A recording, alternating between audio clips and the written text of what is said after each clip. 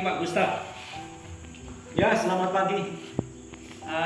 Pak Gustaf, bisa perkenalkan diri, nama, lalu tempat pelayanan, gereja, dan Sangat seterusnya. bisa.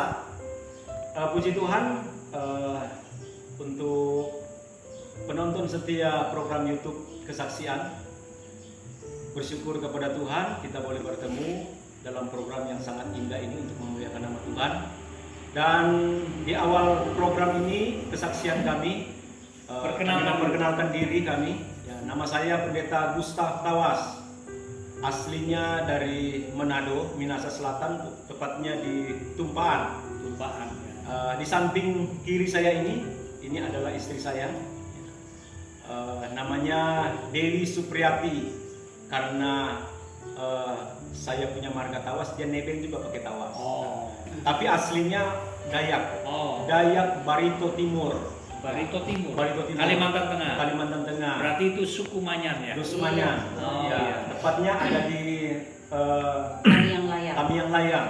Tamiang Layang. Tapi lahir mereka di Pangkalan Bun. Karena orang tua mereka tugas waktu di sana, lahir di Pangkalan Bun. Puji Tuhan, kami dikaruniai 3 putra putri.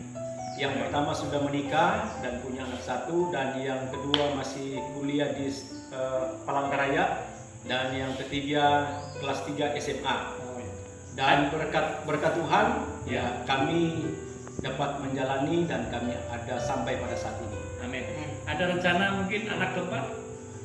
Rencananya untuk sementara belum cukup.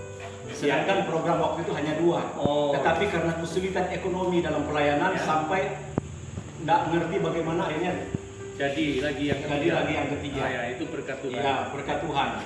Tetapi itu tidak secara kebetulan, memang berkat Tuhan. Baik. Sudah berapa lama tadi belum disampaikan di mana ini desanya? Desanya apa? Ya, kami pelayanan ada di Desa Tahawa. Awalnya kami masuk pelayanan di Desa Tahawa ini tahun 98 bulan September. Dan pada waktu itu memang di masa-masa bulan madu. Baru menikah ya. Jadi semangat pelayanan dan semangat suami istri itu bergelora. Luar biasa. Seakan-akan tantangan itu tidak terasa, walaupun berat. Amin. Kenapa? Karena memang awalnya kami melangkah di sini ditempatkan oleh pimpinan gereja, majelis daerah ditempatkan di sini pada 24 tahun yang lalu. Ya, 24 tahun yang lalu. Langkah awal kami masuk di sini kami diludahi. Itu adalah pengalaman-pengalaman yang sangat berkesan, dan ada banyak pengalaman-pengalaman yang sangat berkesan yang untuk disaksikan, tapi kan waktunya tidak mencukupi. Jadi kami hanya mengambil waktu-waktu yang sangat berkesan. Jadi kami diludahi, dan di waktu kami juga ditempatkan di Desa Tahawa ini. Nama desa kami ini Desa Tahawa. Kecamatan Kayang Tengah, Kabupaten Pulang Pisau, Kalimantan Tengah. Dulu Gelagah ya? Dulu Gelagah. Karena apa itu Gelagah? Karena geografisnya desa kami ini dibagi tiga RT, jadi masing-masing RT punya nama. Sebenarnya desa ini Desa Tahawa. Baik. Jadi itu awalnya pelayanan kami, dan kami pun ditempatkan di sini di awal pelayanan. Memang kami tidak tinggal di sini. Jaraknya kurang lebih 5 kilo dari sini. 5 kilo. Jadi setiap hari Sabtu kami harus berangkat dari tempat tinggal ke tempat ini. Kami harus bermalam 1 malam. Selama kurang lebih 2 tahun kami bolak-balik. Ini jaraknya berapa kilometer ya dari Palangkaraya? Dari Palangkaraya 42 km. 42. Ya, dari titik nol Palangkaraya. Ada 42 km. Jadi kami pelayanan sungguh luar biasa. Semuanya tentunya Tuhan izinkan. Karena memang Tuhan punya maksud yang indah bagi kami suami istri, bagi kami keluarga. Baik. Awalnya kami juga pelayanan di tempat ini, kami melayani satu kakak. Tapi dalam satu kakak ini ada beberapa jiwa, banyak jiwa. Ya. Selang berjalannya waktu dengan pertolongan Tuhan, walaupun ada banyak hal-hal yang tak terduga itu yang kami hadapi, dan hal-hal yang tak terduga itu kami sampai 3 kali mau keluar dari desa ini. Karena memang desa ini dikenal memang rawan dari peperangan rohani, istilah kami dalam kekristenan, dalam pelayanan, dan juga tentunya sangat kesulitan dalam hal ekonomi. Karena memang desa ini waktu itu adalah transmigrasi lokal. Jadi memang belum banyak penghuni dulu desa ini. Dan salah satunya penghuni kami ada di tempat ini, kami sebagai pendatang. Kami tidak punya lahan, kami tidak punya usaha. Kami hanya berharap dengan pelayanan seperti kata firman Tuhan, hanya hidup dalam ayapan firman Tuhan. Ya, pada waktu-waktu itu ya bukan lagi rahasia, sudah rahasia umum. Memang hamba Tuhan, apalagi kami di kalangan karismatik, bahwa hidup dalam kolektor. Kolektor pada waktu itu berkisaran 500 sampai 700. Tidak ada gaji ya? Ya, tidak ada gaji. 500 rupiah sampai 750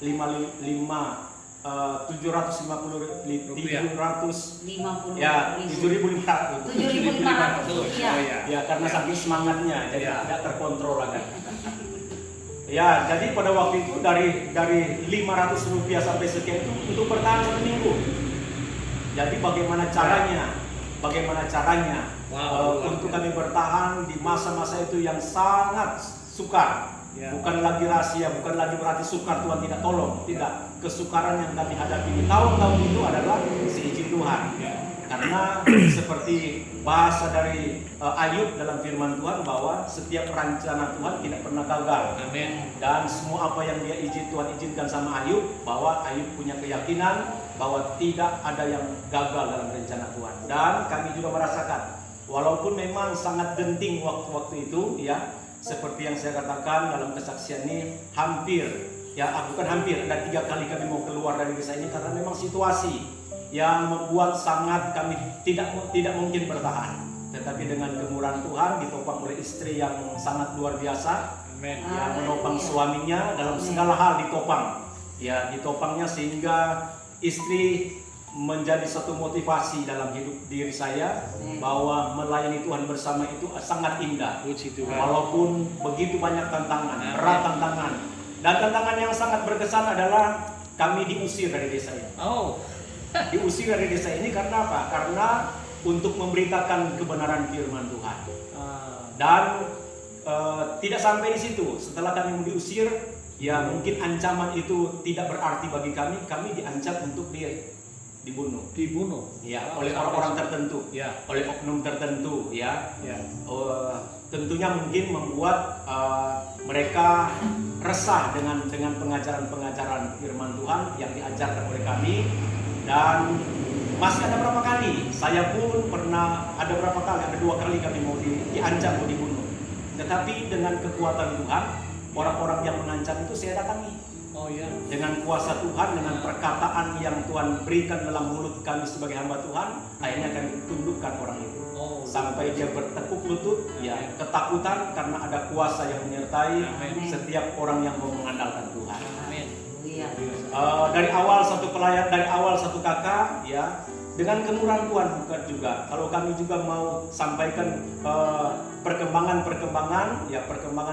saat ini cukup besar. Yang dibalik penderitaan itu ternyata Tuhan mempersiapkan diri kami jadi kuat. Amin. Untuk kami menuai jiwa-jiwa. Amin. Sehingga jiwa-jiwa yang datang itu banyak yang belum mengenal Tuhan, banyak di luar Tuhan. Karena memang di sini kan ada 3 agama.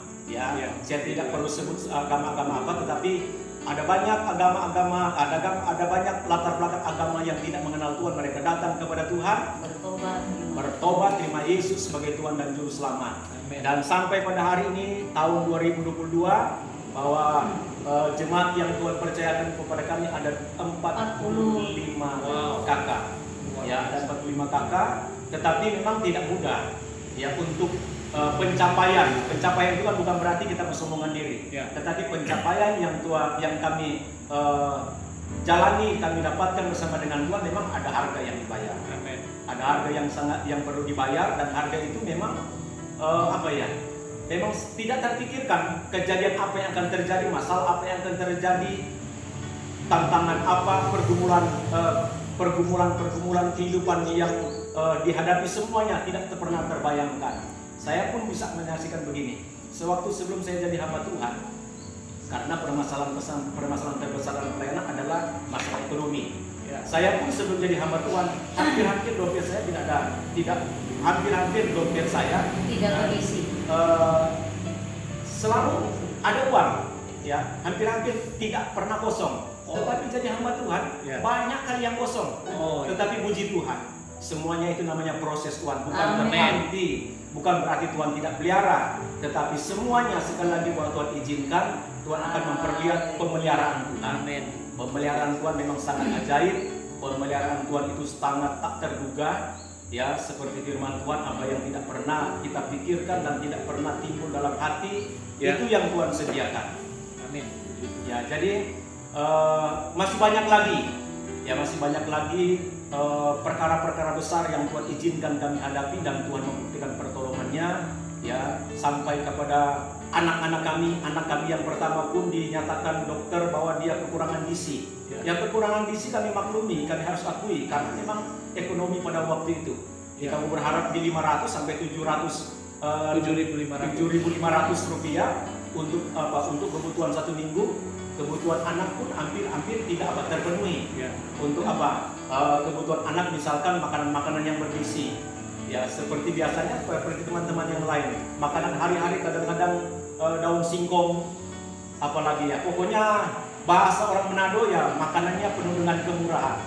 Apapun mengucap syukur, segala daun apapun yang memang bisa dimakan. Wow. Ya karena ya memang kebutuhan, karena kondisi waktu itu. Ya. Tetapi sekarang ya kami sudah sedikit agak bobot Makmur. badan kami, Makmur, ya penampilan pun sedikit memang Iya, sedikit keren. ya sedikit ya agak keren. Namanya orang Manado kan menang tampak doang. Walaupun hanya penampilan, tetapi apakah penampilan kami mempermalukan Tuhan? Enggak. Penampilan pun ini kalau sedikit terlihat bagus untuk Tuhan, Amin. karena memang dari Tuhan. Iya. Ini namanya hidup dalam kemurahan Tuhan. Ya. Baik, mungkin ada tambahan dari sang istri ini. Ya, dari istri tercinta mungkin. Kalau tambahannya hanya sedikit menyaksikan kemurahan Tuhan pada waktu masa-masa sulit menghadapi pelayanan. Di situ dokter katakan bahwa saya mengandung, tetapi mengandung itu bukan anak, anggur dikatakan bahasanya. Dokter katakan bahwa hamil anggur dan itu harus dioperasi. Tetapi saya yakin satu hal, saya bilang Tuhan, yang ada di dalam kandungan saya itu masa-masa sukar pertama kali pelayanan, anak pertama. Saya katakan Tuhan yang memberi, pasti Tuhan juga yang menjaga, Amin. menjamin kandungan saya. Setelah seiring waktu berjalan, masuk 9 bulan, memang masa-masa itu menunggu kelahiran anak pertama dan belum sama sekali mengalami bagaimana caranya melahirkan yang baik. Tiba-tiba setelah pada waktu melahirkan ada tanda-tanda ciri-ciri mau melahirkan. Setelah diperiksa oleh bidan, katanya anak itu mati di dalam perut. Wow. Karena tidak ada reaksi ini dan itu bergerak sepertinya anak itu memang sudah mati. Saya bilang lagi dengan Tuhan sudah nyatakan bahwa yang dalam perut ini manusia, anak pemberian Tuhan. Pastinya Tuhan tolong selanjutnya.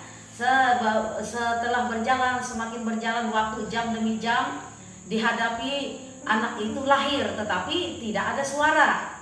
Ya. Nah, tidak ada suara, kata bidan, ini kayaknya lain, bergerak pun dia tidak. Saya bilang Tuhan, anak ini sudah keluar, pasti ada suara tangis. Ya. Tidak lama berselang anak itu mengeluarkan suara tangis. Jadi iya. bidannya cuma bilang puji Tuhan, dia bilang baru ini yang dihadapi, ada ibu yang melahirkan, anaknya dalam perut tidak bergerak tetapi dinyatakan bergerak. Nah setelah itu melahirkan anak kedua sih enak aja, karena kan kita pulang ke tempat orang tua diperhatikan dan lain sebagainya. Dukungan dari hamba-hamba Tuhan di Pangkalan Bun waktu itu. Nah anak yang ketiga saya melahirkan lagi memang luar biasa.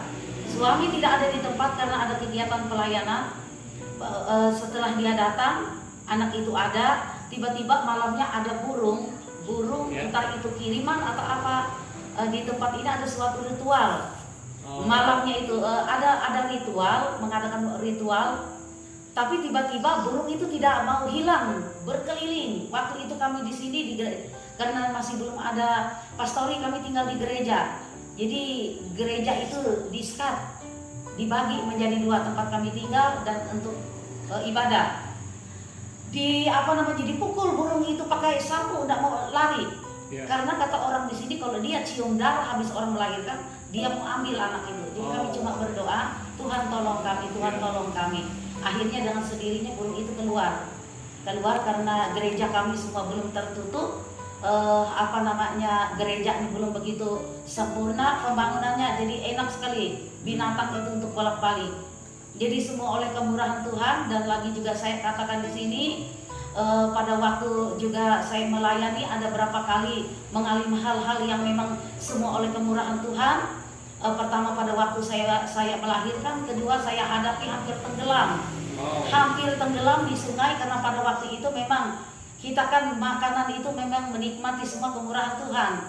Mencari sejenis kerang di sungai, itu tempat itu sama teman-teman, tempat itu memang tempat orang yang menyedot emas, mencari emas. Di situ kan lubangnya agak besar karena kan disedot. Memang hampir sudah masuk, sudah hampir tidak kelihatan kepala saya. Saya tarik teman saya, "Dari Yesus Tuhan tolong." Akhirnya saya dibawa ke tepi, puji Tuhan selamat. Berikut lagi berapa tahun yang lalu, 3 tahun yang lalu kalau tidak salah, saya mengalami sudah separuh sepeda motor saya masuk di bawah Innova. Masuk di bawah Innova. Jadi separuh sepeda motor itu di bawah Innova. Jadi saya di depan itu memang kemurahan Tuhan. Saya selamat. Memang sebentar waktu itu sempat pingsan. Puji Tuhan, saudara, kalau kita lihat itu motornya rusak, tetapi saya mengalami suatu mujizat Tuhan, cuma sedikit memar, tetapi bagian punggung saya, bagian kanan sampai sekarang masih agak-agak belum bisa bergerak dengan baik sampai saat ini. Tetapi saya cuma bersyukur dengan Tuhan, terima kasih, berarti sampai pada saat ini saya masih dipakai Tuhan. Tuhan mau kami lebih lagi giat melayani. Karena semua cuma dengan pertolongan Tuhan, kedamaian ada di dalam Tuhan, sukacita ada di dalam Tuhan. Kalau masalah tantangan menghadapi karakter jemaat Tuhan yang berbeda-beda, pasti itu. Dan terakhir lagi yang kami hadapi, saya pribadi hadapi waktu itu, saya sampai dibawa ke suatu tempat. Saya bukan berimajinasi, tidak, tetapi memang itu saya seperti terikat dengan suatu kekuatan lain, dipengaruhi dengan kekuatan lain. Tetapi kekuatan Tuhan yang ada pada diri saya bisa mampu melepaskan itu semua. Puji Tuhan, itu aja. Ya, puji Tuhan. Terima kasih buat kesaksiannya. Mungkin ada yang sedang digumulkan saat ini, didoakan atau dirindukan, atau mungkin ada visi ke depan, silakan disampaikan. Ya, sudah pasti bahwa di tahun 2022 ini tentunya kami menginginkan semakin lebih maju lagi. Amin. Ya, berbeda dari tahun-tahun sebelumnya. Jadi pergumulan kami adalah untuk membangun, yang sementara membangun, ya untuk menyelesaikan pembangunan yang baru, karena bangunan yang lama ini 7x12 memang sudah sesak dengan jemaat yang beribadah. Ini diperlebar lagi. Ini diperlebar lagi, ya dibuat baru lagi. Kapasitas tidak memungkinkan. Saya lihat sudah ada fondasi, ada kolom yang sudah berdiri. Dan masih banyak lagi pergumulan-pergumulan, keperluan-keperluan masih banyak lagi tentunya. Dan saya hanya mengharapkan doa dari Bapak Ibu yang menyaksikan program ini. Doakan terus kami supaya kami tetap kuat dan apa yang menjadi pergumulan kami terwujud di tahun 2022. Amin. Ada tambahan mungkin dari Ibu? Sama aja, sama seperti itu. Baik, untuk mengakhiri wawancara ini, silakan mungkin ada kata-kata motivasi, inspirasi untuk yang mendengarkan program ini, untuk jemaat atau bahkan untuk hamba Tuhan. Kalau mau sampaikan, silakan. Ya, puji Tuhan, dari pengalaman-pengalaman yang kami jalani saat ini, tentunya pengalaman itu akan akan memberikan motivasi dan inspirasi. Dan inspirasi yang kami dapatkan, dan tentunya untuk yang menyaksikan program ini, baik jemaat-jemaat Tuhan dan terlebih rekan-rekan hamba-hamba Tuhan, dan lebih khususnya hamba Tuhan yang mungkin lagi dalam perintisan, yang saat ini mungkin baru ditempatkan. Ada filosofi yang sangat indah, seperti pantai dan lautan. Di saat kita masih ada di pantai, itu airnya masih sedikit, dan belum terasa goncangan arus yang ada di dasar dengan yang di bawah, ya. Tetapi semakin kita ada di tengah laut, semakin kita ke dalam, semakin tentunya berat rasanya. Ya. Kenapa? Karena memang di sana kita sepertinya tidak dapat berbuat apa-apa lagi, karena ada airnya sangat dalam, Ya. di sana ada gelombang, di sana ada angin, ribut dan lain sebagainya. Tetapi ingat bahwa langkah awalnya mungkin terasa berat, ya seperti ada di pantai, dan berkatnya masih sedikit. Berkatnya masih sedikit dan masih bisa dikatakan orang itu masih dicibir ya. Kenapa? Karena berkatnya sedikit. Tetapi semakin kita ada di dalam, memang berkatnya semakin besar, tetapi harganya memang harus kita bayar. Mengingatkan kepada teman-teman, maju terus. Kalau kita pun diizinkan ada di tengah lautan, bahwa disitulah berkat Tuhan yang akan Tuhan berikan kepada kita. Bahwa saya punya pegangan ayat yang sangat memberkati saya, Ayub pasal 42, ayatnya yang kedua. Seperti yang saya sudah sampaikan di awal, bahwa perkataan atau perkataan profetik dari Ayub, bahwa semua apa yang Tuhan rencanakan tidak mungkin gagal. Walaupun secara manusia itu mungkin tidak mungkin. Dan memang firman Tuhan menegaskan bahwa perkara apapun tidak ada yang mustahil bagi Tuhan. Kami akan lihat perkara besar itu, tetapi ingat, harus juga kita mengerti kehendak Tuhan. Kehendak Tuhan ada banyak. Kehendak Tuhan terkadang kita sudah buat program yang begitu indah, program itu kadang-kadang hancur. Karena memang Tuhan tidak kehendaki program itu. Kita yang Tuhan mau, ikutilah apa yang Tuhan mau adalah rancangannya. Jadi untuk rekan-rekan dalam pelayanan, kuat dalam Tuhan, kita yakin kalau kita memaknai perkataan Immanuel sangat luas Immanuelnya. Tuhan menyertai sampai di mana kita ada di titik yang terendah, dan Tuhan akan mengangkat kita dan Dia akan memuliakan nama kita. Menambahkan sedikit, haleluya. tantangan dan masalah apapun di dalam pelayanan bukan menjadi alasan untuk kita tidak melayani Tuhan, memenuhi panggilan Tuhan. Tuhan memberkati. Luar biasa. Terima kasih buat kesaksian, lalu sharing untuk pergumulannya, dan kata-kata motivasi, inspirasi yang menguatkan kami semua. Saya melihat di sini ada keyboard, lalu ada speaker. Tetapi tidak ada monitor speaker untuk keyboard. Jadi dari Yayasan Borneo Bersinar Kalimantan Semelang, kami akan memberikan monitor speaker. Saya tidak tahu nanti besarnya seperti apa, tapi nanti akan saya pesan untuk memberkati di tempat ini. Itu yang dapat kami berikan sementara ini. Mungkin nanti siapa tahu dari pemirsa program ini bisa mendengar kesaksian ini, ada yang tergerak, silakan bisa memberkati pelayanan di tempat ini. Puji Tuhan. Terima kasih. Dan untuk mengakhiri, seperti biasa, mungkin bisa menyanyikan lagu lawas yang menurut Pak Pendeta Gustav dan istri sangat memberkati dalam pelayanan. Sampai sekarang masih tetap memberkati. Lagu itu, Baik. Apa judulnya? Lagu apa? Kalau ku cari damai hanya kalau ada ku di cari. dalam Tuhan. Baik.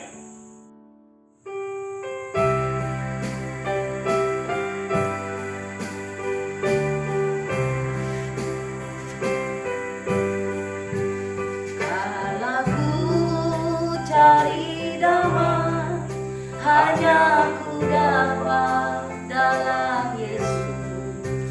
Kalau ku cari ketenangan hanya ku temui di dalam Yesus.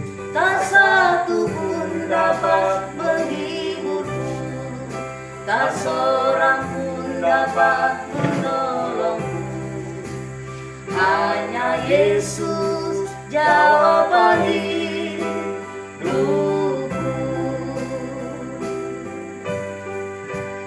Bersama Dia hatiku tenang, walau hidup penuh tantangan. Bersama Dia hatiku damai, walau hidup penuh tantangan. Tak satu pun dapat menghiburku, tak seorang pun dapat menolongku. Hanya Yesus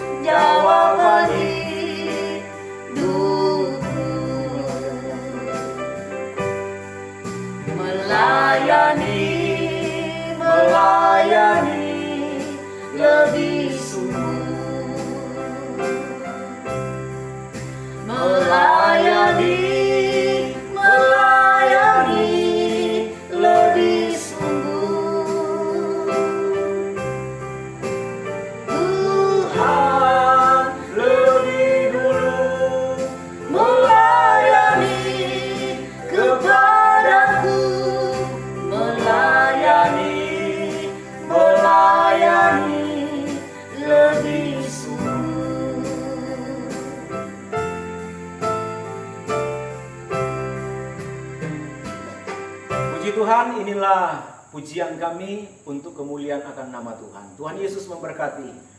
Amin.